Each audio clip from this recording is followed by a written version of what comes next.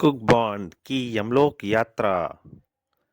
प्रिय दोस्तों, मनोज चित्रकथा के गत अंक कुक बॉन्ड का हंगामा में आपने पढ़ा कि हवलदार धमाका सिंह के डर से कुक बॉन्ड और मोटू शरीफों जैसा उंगलियां बनाने के लिए सैलून पहुंचते हैं। वहां मोटू को कटिंग के लिए छोड़कर कुक बॉन्ड कुछ सामान लेने के लिए निकल जाता है और जब वह वापस लौटता है तो देखता है कि नाई ने मोटू के बाल बिल्कुल जोकरों जैसे काट डाले हैं।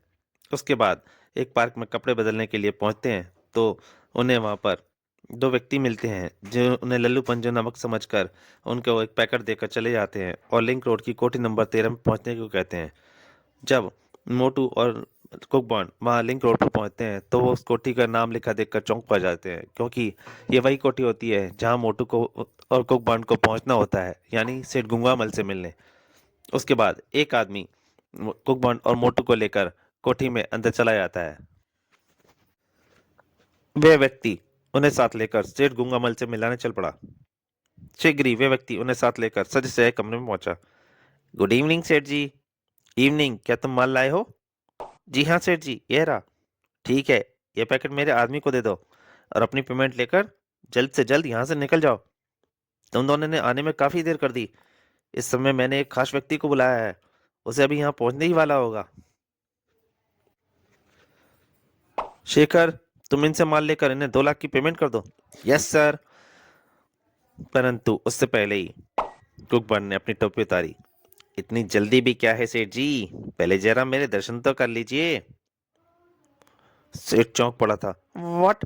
तुम कुकबर्न? आपने ठीक पहचाना सेठ जी, और यह है मेरा 4P, यानी पियून से लेकर पर्सनल असिस्टेंट मिस्टर मोहन उर्फ मोटू। और मुझे विश्वास है सेठ जी कि इस वक्त लल्लू पंजू की जगह आपको हमारे ही आने का इंतजार रहा होगा। बाय द वे, क्या मैं यह जानने की गुस्ताखी कर सकता हूँ कि नशीले पदार्थों जैसे गैरकानूनी धंधे में लिप्त होने के बावजूद भी आप मुझ जैसे नामी जासूस यानी कुकबन से क्यों मिलना चाहते थे? और अगर किसी से आपको जान का खतरा है तो यह बात मुझे बताकर आप अपना कौन सा मकसद पूरा करना चाहते थे?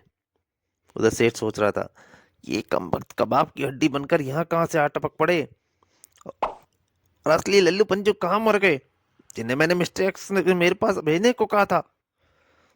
खैर, उनके बारे में मिस्टर एक्स से बाद में बात करूंगा। पहले इन सांपों से निपट लूं ताकि कहीं ये वक्त से पहले ही मुझे न डस लें। कहाँ खो गए सेठ जी, जवाब दीजिए, बोलिए, बताइए आखिर ये सब क्या क्या चक्कर है? परंतु सिर गूंगामल चिल्ला उठा। शेखर, बांका, कालिया, पकड़ लो इन दोनों को। अरे बाप रे, जल्दी से अपनी मास्टर बॉस बॉल निकालूं वरना खैर नहीं है। परंतु इससे पहले कि कुकबॉन्ड अपनी मास्टर बॉल निकाल पाता, सेठ के आदमियों ने मोटू और कुकबॉन्ड को दबोच लिया था। सर, क्या इनकी तलाशी ली जाए? कोई जरूरत नहीं, तुम इनके हाथ बांधकर इन्हें गैस चैम्बर में डाल दो। इनके मरने के बाद ही इनकी तलाशी लेंगे, ले जाओ इन्हें। और सेठ जी के गुर्गे उन्हें लेकर एक तरफ चल पड़े। बड़े आए थे मुझसे चक्कर पूछने। हाय, अब क्या होगा बांड भैया, वे लोग तो हमें मारने के लिए गैस चैम्बर ले जा रहे हैं। हाँ, शायद हम दोनों की मौत बहुत ही भयानक होगी। फिर शीघ्र ही सेठ जी के गुर्गे उन्हें ले जाकर गैस चैम्बर में डाल दिया। हाय हाय बांड भैया, मुझे बचा लो, मैं भी मरना नहीं चाहता। प्यारे मोटू, तुम्हारी जान तो मैं तब बचाऊं जब मेरी अपनी जान बच रही हो। पता नहीं मेरी मौत के बाद मम्मी का क्या होगा। और दोनों रोने लगे थे। बाकी गैस का बटन दबाओ। Okay mister Shekhar. अगली पल और शिकरी। बाण भैया, मेरा दम घुट रहा है। सांस रोक लो मोटू भाई, फिर दम नहीं घुटेगा। बाण भैया, लगता है मौत सामने देखकर तुम्हारी अकल पर पत्थर पड़ गए हैं जो तुम अनाप शनाप कह रहे हो। अबे यार, ऐसे मौके पर तो अच्छों की अकल पर पत्थर पड़ जाते हैं। फिर मेरी तो बात ही क्या है, मैं तो एक छोटा सा जासूस हूँ, मनमौजी से भी छोटा, तुमसे भी छोटा। और फिर कुछ ही देर में कुकबांड और मोटू का दम निकल गया। उनके मरते ही उनके सामने आत्माओं को लेने तुरंत ही दो देवदूत वहां प्रकट हुए। चलो, एक को तुम संभालो, दूसरे को मैं संभालता हूँ। ठीक है, मैं उस मोटे की आत्मा को संभालता हूँ, तुम पतलू की आत्मा को संभालो। और शीघ्र ही दोनों यमदूतों ने कुकबांड और मोटू की आत्माओं को रस्सियों से बांध दिया। अब तुम दोनों बिना चूचपड़ किए सीधे हमारे साथ चले चलो। लेकिन आप लोग कौन है महाशय, और हमें कहाँ ले जा रहे हैं? हम यमराज जी के दूत हैं और तुम्हें यमलोक ले जा रहे हैं, ताकि यमराज जी तुम्हारी जिंदगी का लेखा जोखा देखकर तुम्हारी सजा या उसकी अगली जिंदगी के बारे में तजवीज़ कर सकें। लेकिन तुम्हारे यमराज जी हमें सजा कैसे देंगे? हमारे शरीर तो नीचे ही रह गए हैं। अरे मूर्ख, हमारे लोक में सजा शरीर को नहीं बल्कि आत्मा को दी जाती है। यदि तुमने मनुष्य जीवन में अच्छे कर्म किए होंगे तो तुम्हें अगला जीवन स्वर्गलोक में मिलेगा, और यदि बुरे काम ज्यादा किए होंगे तो तुम्हें असहनीय दंड देकर पुनः मृत्युलोक में यानी पृथ्वीलोक पर अच्छे कर्म करने के लिए भेज दिया जाएगा। वे असहनीय दंड कैसे होंगे यमदूत जी? असहनीय दंड? हा हा हा।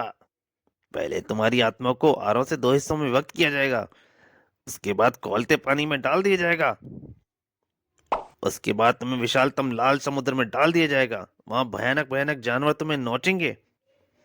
यदि और अब पाप किए होंगे तो कंटीले रेगिस्तान पर घसीटा जाएगा। इसी तरह से तुमने जितने ज्यादा पाप किए होंगे उतनी ही ज्यादा तुम्हें विभिन्न सजाएं दी जाएंगी, वह भी ज्यादा से ज्यादा कठोर और भयानक से भयानक। क्या?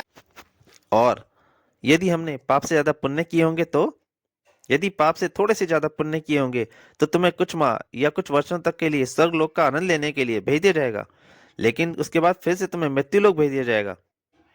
और यदि हमने बहुत ज्यादा पुण्य किए होंगे तो तब तुम्हें हमेशा हमेशा के लिए स्वर्गलोक में ही वास दे दिया जाएगा। वहां तुम्हें हर वस्तु का सुख होगा, जो चाहोगे मिलेगा। वहां तुम्हें किसी किस्म का कोई कष्ट नहीं होगा।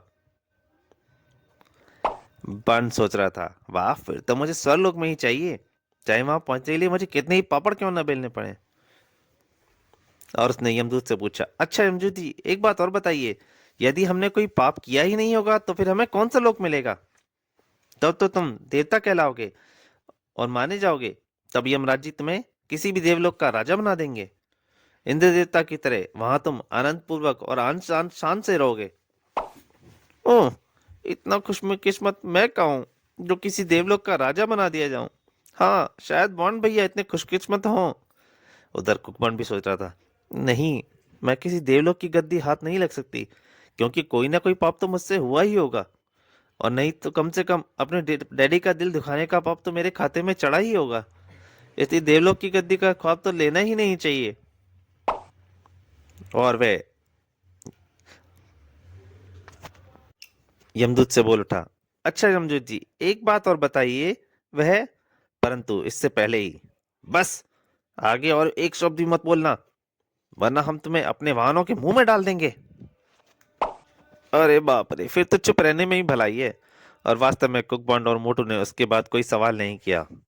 इधर सेठ गूंगामल की कोठी में वे दोनों मर चुके होंगे। एग्जॉस्ट फैन ऑन करो ताकि गैस चैम्बर से बाहर निकल जाए। Yes sir. अगले ही पल न दिखाई देने वाला एग्जॉस्ट फैन ऑन कर दिया गया और गैस तेजी से चैम्बर से बाहर जाने लगी। जल्दी ही दोनों की तलाशी लो, इनकी लाशें ठिकाने लगा दो।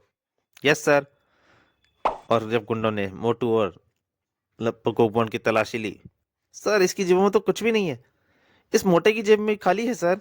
यह सुनते ही सेठ गूंगामल पागल उठा, क्या बकते हो, अच्छी तरह से तलाशी लो, वह पैकेट कुकबॉन्ड ने मुझे खुद दिखाया था।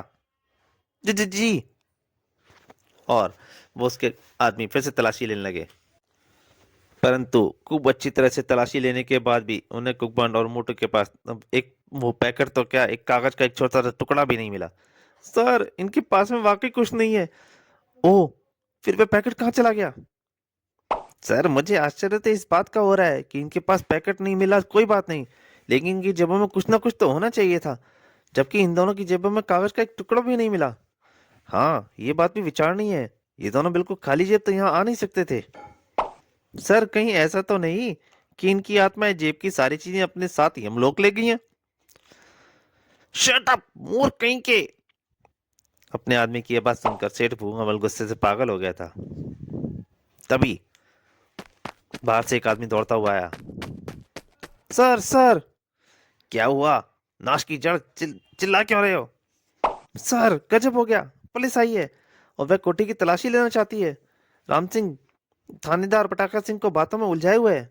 ओफ ओ, अब ये पुलिस कहां से आ गई? सर कहीं ऐसा तो नहीं कुकबान यहाँ आते वक्त पुलिस को फोन करके आया हो, क्योंकि वह थानेदार पटाखा सिंह कुकबान की काफी मानता है। कुकबान की बदौलत ही वह थानेदार की पोस्ट तक पहुंचा है।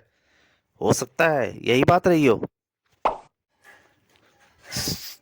वह अपने आदमियों से बोला, सुनो, तुम लोग फौरन इन दोनों की लाशों को तहखाने में डाल दो। अब पुलिस तलाशी लेने के बाद यहाँ से चली जाएगी, तब लाशों को कहीं ठिकाने लगा देना। ठीक है सर। कुछ व्यक्ति तुरंत कुकबान और मोटू की लाशों को उठाकर एक तरफ चल पड़े। शेखर, तुम जल्दी से गैस चैम्बर को अंडरग्राउंड कर दो। Yes sir. शेखर ने एक बटन दबाया तो शीशे का गैस चैम्बर घूमता हुआ फर्श के भीतर धंसता चला गया। कुछ ही क्षणों बाद वहां एक साधारण सा कमरा दिखाई दे रहा था। गुड, अब तुम लोग यहाँ अपनी टेबल कुर्सी लगाकर तुरंत काउंटर अन्य काम में जुट जाओ, ताकि किसी को भी तुम लोगों पर संदेह नहीं हो पाए। Yes sir. उसके बाद सेठ गुंगामल लंबे डग भरता हुआ ड्राइंग रूम की ओर चल पड़ा। जब सेठ गुंगामल अपने ड्राइंग रूम में पहुंचा, नमस्कार सेठ जी। अरे इंस्पेक्टर साहब आप। कहिए इंस्पेक्टर साहब, मैं आपकी क्या सेवा कर सकता हूँ। कष्ट के लिए क्षमा चाहता हूँ सेठ जी, हमें आपकी कोठी की तलाशी लेनी है। यह रहा सर्च वारंट। सर्च वारंट दिखाने की कोई जरूरत नहीं है इंस्पेक्टर, बस इतना ही बता दीजिए कि आपको हमारी कोठी की तलाशी लेने की अचानक जरूरत कैसे पड़ गई। हमें विश्वस्त सूत्रों से पता चला है कि आपकी कोठी में नशीले पदार्थों का गैरकानूनी धंधा होता है। यह सुनते ही सेठ गूंगा मन ही मन सोचने लगा, ओ, इसका मतलब यह हुआ कि कुपन ने ही इन्हें यह सूचना दी थी। चलो अच्छा हुआ उसकी लाश चैम्बर समेत कमरे से हटा दी गई। ये आप क्या कह रहे हैं इंस्पेक्टर साहब, यह सब झूठ है। भला मेरी कोठी में गैरकानूनी धंधा। सॉरी सेठ जी, जब तक तलाशी नहीं ले ली जाती मैं इस संबंध में कुछ नहीं कहना चाहता। यदि यह बात है तो आप शौक से तलाशी ले सकते हैं। धन्यवाद सेठ जी। और उसके बाद तलाशी शुरू कर दी गई। पटाखा सिंह और पुलिस के जवान तुरंत कोठी की तलाशी लेने में जुट गए थे। उन्होंने एक एक कमरे का निरीक्षण किया। तो दोस्तों, कुकमान और यमलोक यात्रा का पहला भाग यहीं तक। इसके दूसरे अंत्य भाग में जल्दी आपके सामने हाजिर रहूंगा। तब तक के लिए नमस्कार।